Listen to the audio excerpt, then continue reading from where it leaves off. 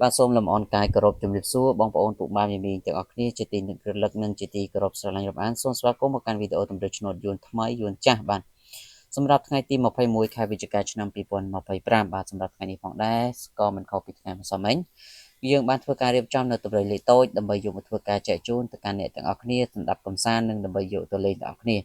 ចឹងបងប្អូនកុំភ្លេចធ្វើការត្រៀមប៊ិចត្រៀមក្រដាសដើម្បីធ្វើការកត់ចំណាំដើម្បីកត់យកលេខទៅលេងបាទសម្រាប់ថ្ងៃទី21នេះបាទ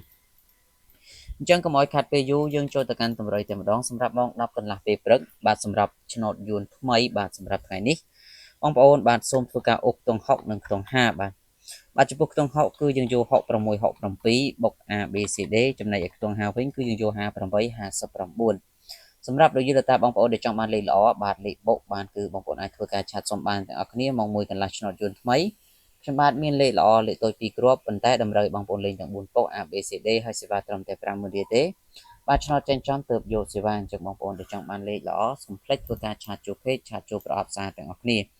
សម្រាប់ឆ្នោតយួនចាស់ម៉ោង4កន្លះក៏ដូចគ្នាគឺយើងមានលេខល្អ2គ្រាប់ឲ្យធ្វើការលេងបាទ4ប៉ុក ABCD